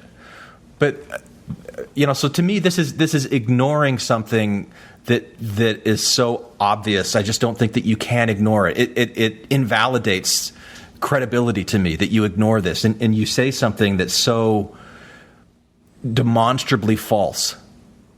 Right. Well, then she goes further on that and says it's a matter of fact, not faith. Wrong. But for the members, it is absolutely a matter of faith. Absolutely a matter of faith. But she's talking. What's interesting is she's segregating leaders from members, which is an interesting tactic, because she's attacking the leaders but protecting the members is kind of what I'm seeing between the lines. Because she's saying she's all over the place here. Sometimes it's the church, sometimes it's the leader, sometimes it's people investigating the truth claims. I don't think that there's a consistent subject throughout the paragraph. Oh, I guess that's true. Okay, my point isn't as relevant. I think that point is probably stronger. The subject does change sentence to sentence, but the point is that it isn't as obvious to all of these different subjects as she's claiming, because it's. Yeah, I have family members who still don't get it. So and they don't have any problem with the status quo, but they do have a problem with ordained women, and this faith-based approach appeals. That's the wrong word. Appeals to 50% of the church's base in a way that's extremely threatening. Maybe this faith-based approach could apply, but that it appeals, right. And what it just does. What is the faith-based approach? Because she just said that it was a fact, not faith. I'm confused. This faith-based approach. What is the faith-based approach? Yeah. Yeah, I'm still stuck on Wait, what? Okay, wait. I'm confused, because first she says that it's a matter of fact, not faith. And then she blah, says blah, people blah. investigating the truth claims, so we're talking about truth claims again, are easily dismissed as outsiders, while faithful, active Mormon women who are asking for a greater role and inclusion is far more threatening. So she's doing like an insider or outsider thing here, where the outsiders are on the truth claims of the church, but the insiders are pushing for change with gender equality. But then this faith-based approach, and I don't know which one she's talking about, appeals to 50% of their base. That makes me think, the 50% of their base makes me think she's talking about women. But it doesn't. I mean, that's why I said I found this one very flawed. Now. I think what she's saying is the approach to the faithful, that approaching an issue that is interesting to the faithful versus outsiders. That's what she means by the faith-based approach appeals to 50% of their base. Yeah, but it doesn't. No, you're right. It doesn't. But it's threatening that it could. And it's threatening that it's spreading and that it could impact. I don't know, but she says 50% here. Up in the paragraph before, she said 100%. That if you ordain women, it affects 100% of every member in every ward, in every continent, and in every country. But here it's 50%. I just think it's. Well, you can replace her instead of institutional sexism. Someone would like me, would put the reality that the Book of Mormon is not a historical document and the church is patently obvious and not something any leader can deny with any modicum of credibility. It's a matter of fact, not faith. Yeah, you could say that about the Book of Mormon geography or, Book of Abraham, Book of Abraham. And all these, these things. So it just doesn't. Yeah, because it's not as impactful if you can switch it out and it's just as okay. Yeah. Right. All right, number 6. Mormon Stories is not an activist organization, and I think this was John's number 1. MS, while a deeply valuable resource and archive, is not an activist organization. To the leaders of the church office building in Salt Lake City, there appears to be something particularly terrifying about women putting their bodies on the line and demonstrating their sincere desires in public. There's something exhilarating, fresh and powerful about leaving our laptops and the endless online hashing and rehashing to embody change. The ordained women in-person direct actions were revolutionary and transformative, not only for the women who participated, but for Mormonism at large. I agree with her. I don't think it's unique to gender. I think I was going to say the same thing. Yeah, it is. Yeah, it's but just I agree whoever's putting their body. It's just that one word about women putting their bodies on the line. I mean, I can see how she would want to claim that's particularly terrifying because it's a good narrative. Like the old white men would be terrified more of women bodies on the line and really there in front of your building versus male bodies. But I think they'd be fairly terrified by male protesting bodies as well, right? Yeah. Especially those they consider at least active or somewhat orthodox if they do. And so I think one of the questions I have with this is, has Mormon Stories ever been an activist organization? Because when John was organizing groups around the country and having conferences, that could be considered at least moving closer towards activism. And John, you remember he had a podcast years ago where he talked about his vision for Big Tent Mormonism and, that my children and your children could go to an EFY that's like an Exmo EFY kind of thing and meet and get married and have social interaction, that the church provides right now, but could be provided for people who have doubts as well as believers and everybody, like that. If he did more of that, I think it would be activism, but he kind of went away from it. He even before that episode, he had an episode on how it is in the Jewish faith and how everything changed, and now there's this wide spectrum of belief, and everyone's accepted in this in a similar way, even if you can be like an atheist Jew, and it's not the same as being an atheist Mormon.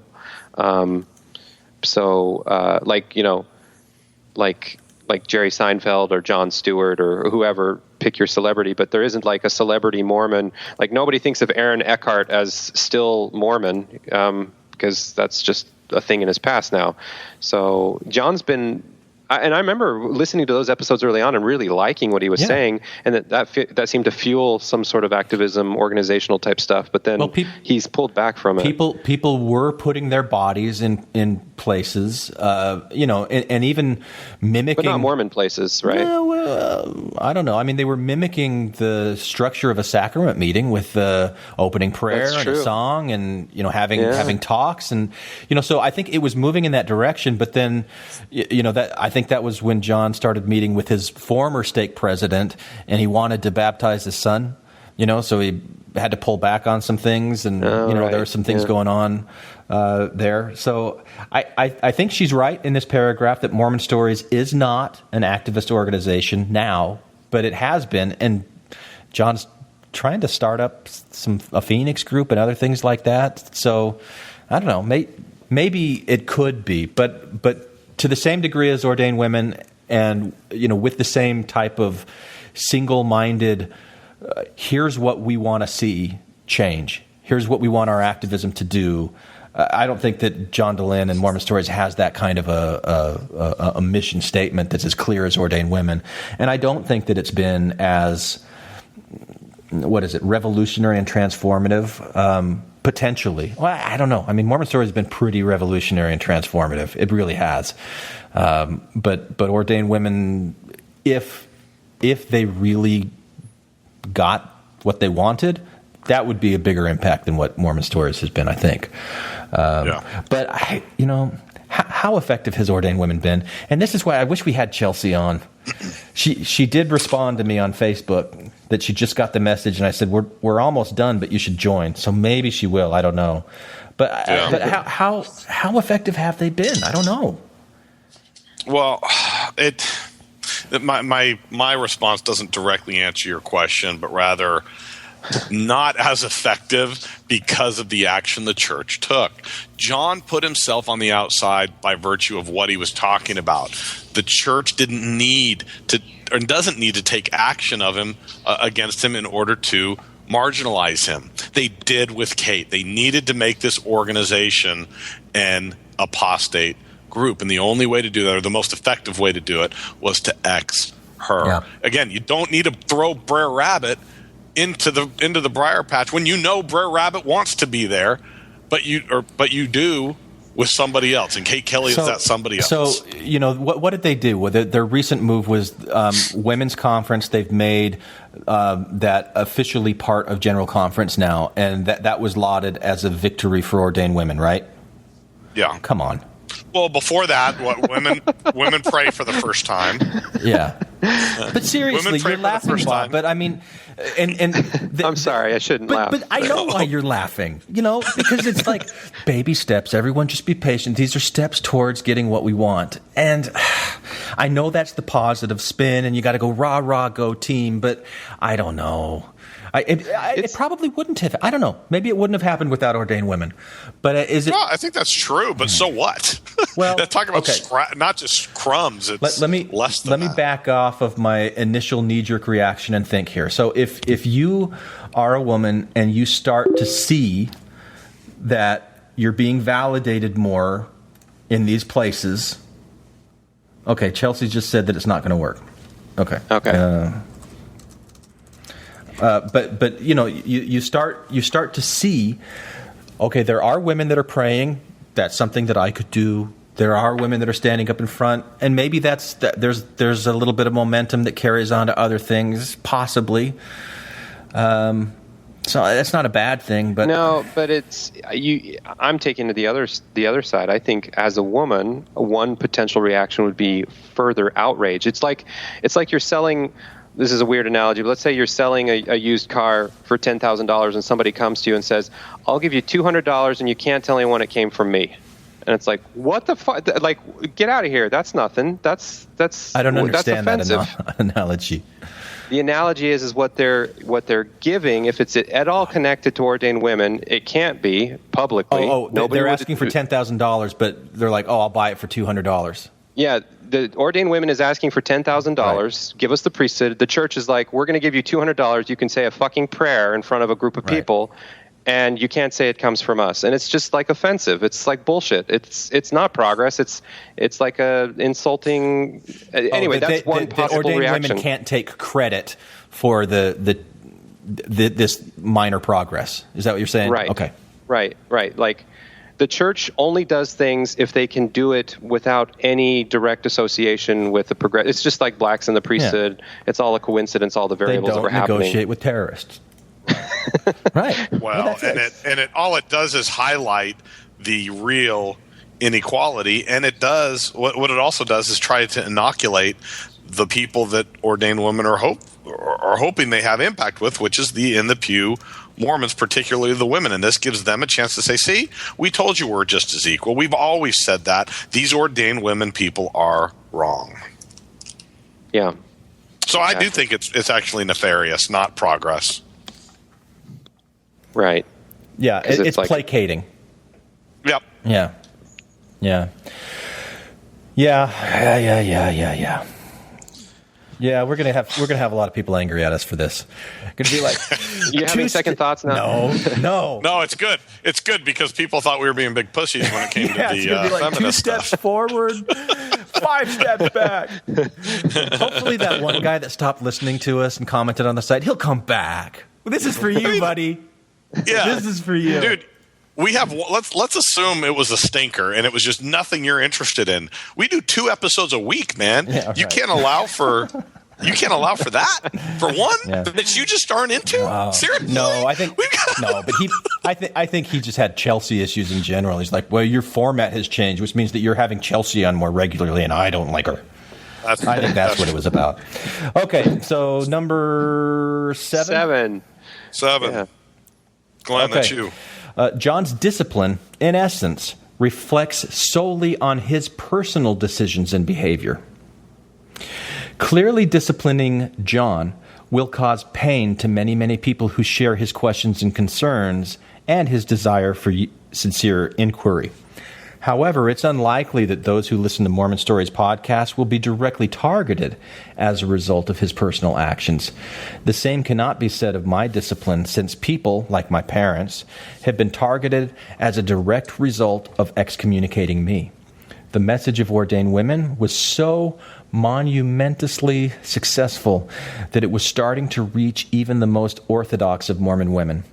The point of disciplining me was to scare others away and give local leaders an excuse to discipline their ordained women supporters. This cut-off-the-head tactic was and will continue to be ineffective, but is a classic tactic of repressive regimes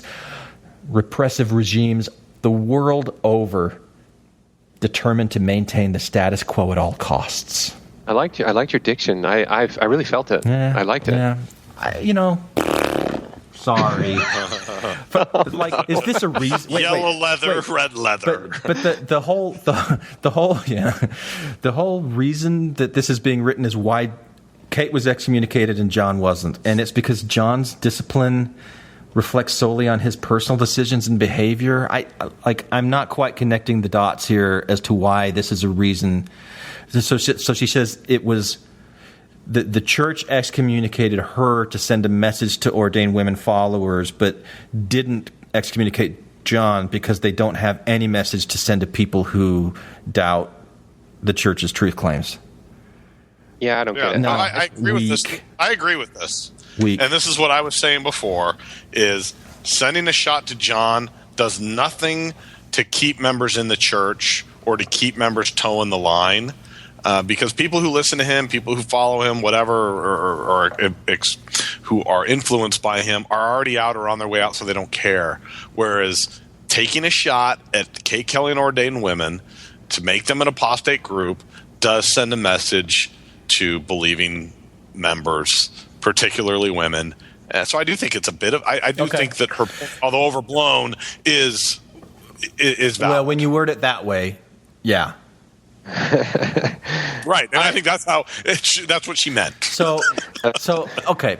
So when we did the 2-part feminist episode, Chelsea would continually frame that as she's trying to help us men understand the things that might derail a conversation on feminism with a feminist, things that we might do.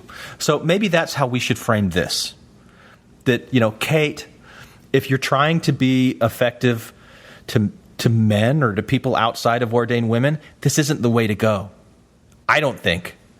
To me, this is not an effective, nobody who's reading this and is even on the fence is going to go, she's got some good points here. Maybe I should put up an ordained women profile.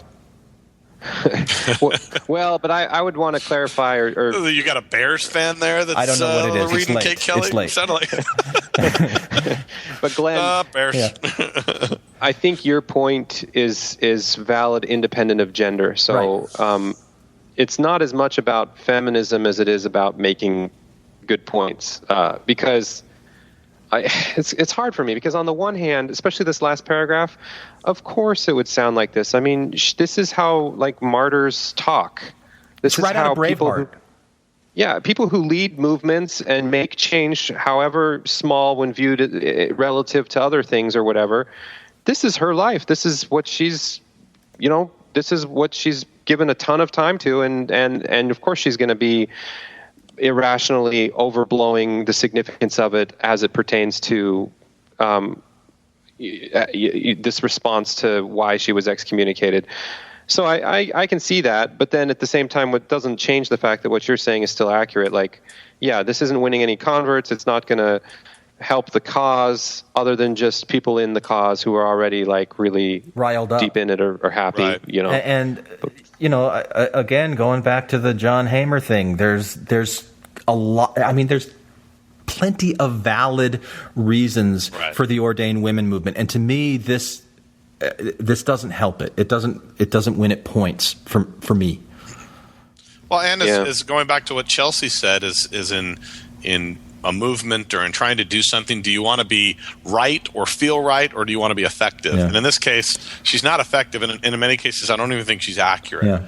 In many cases, in many ways and in many points, she is, but there are enough for people to dismiss the other points. And I think the thing that still, that really riled me up is in both John and Kate's reasons, they don't really touch on Denver Snuffer, which was a pretty big excommunication, and he was a man. And we made this point earlier with Scott that he disagreed with me a little bit, or maybe a lot, but I see that there's a much stronger similarity to what Kate is doing and asking of the church, and putting herself in this position of receiving revelation for the church, or at least she could be accused of that, like Denver Snuffer did, where John can't. And that point is completely absent. There's nothing even touching on that here, and that bothers me.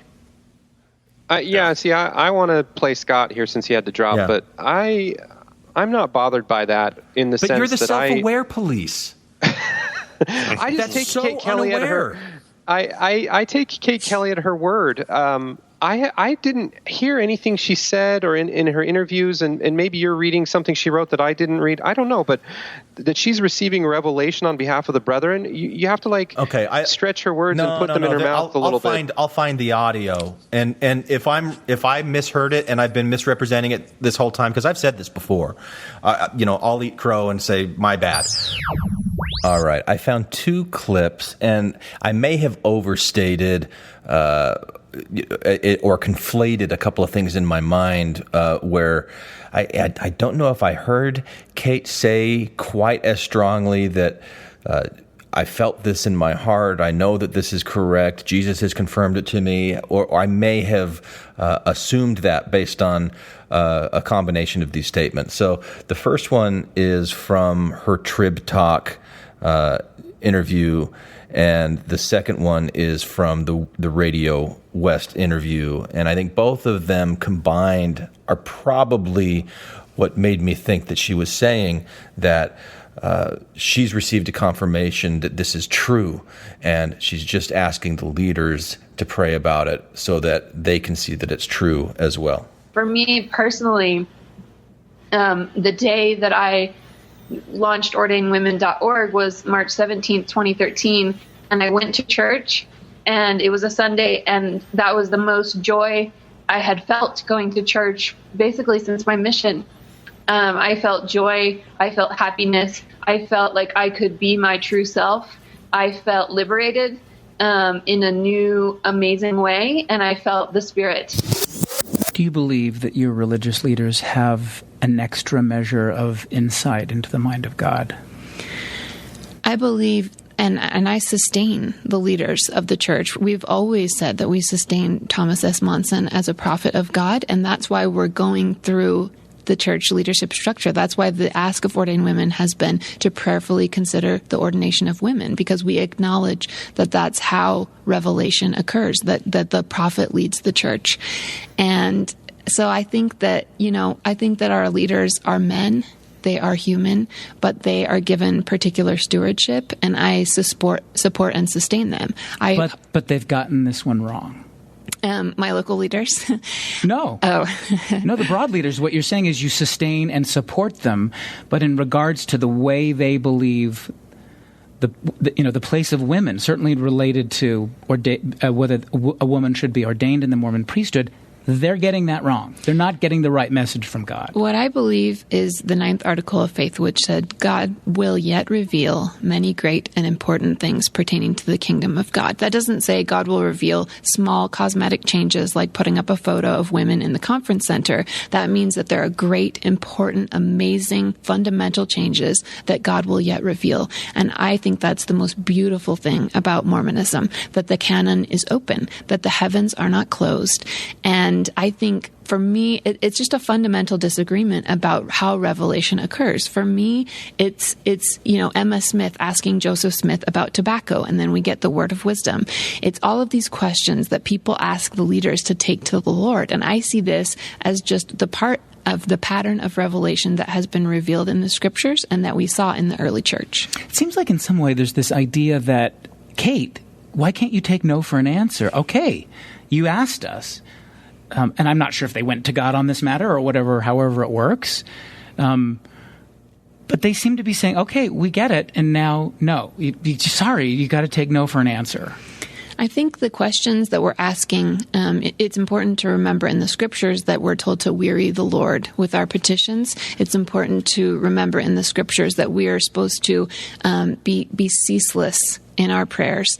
And that is what we see ordained women doing. We are continuing to ask and continuing to push because we have sincere faith. We believe 100%. I personally believe that despite this setback and despite my personal pain, that women will be ordained. We've requested 5 different meetings with all church leaders, including the female auxiliaries, and never received a response. I feel like if I could just sit down with one of the leaders and they could just see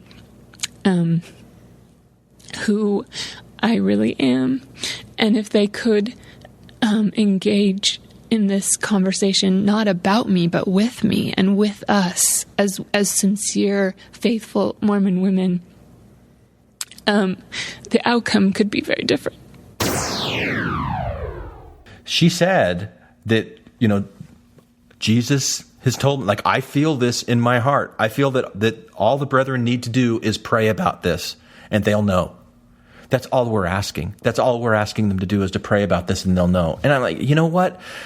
That's not that's all we're doing. That's huge. Right. That's insubordination. That's... You don't tell us what to pray about. We tell you what to pray about. And it's compounded by the fact that she's a woman. Because of the gender differences in the church, that's an even more out of bounds thing for a woman to say than for a man to say. Absolutely. Okay. I see. I think you framed it better this time around because you're slowly convincing me of. Yeah. But that is, But still find the audio because I think there's some room for interpretation because I remember hearing it and thinking, just maybe I was just being agreeable or hey, yeah, go Kate, that sounds good, no big deal. But then, which you're TBM whispering the hell out of it, and I am, and making a good point out of that because maybe I just wasn't as closely connected to how active Mormons would experience that type of request that she's making. Yeah, I guess that is kind of a TBM whisperer thing. But certainly a leadership whisperer. I agree with. Yeah.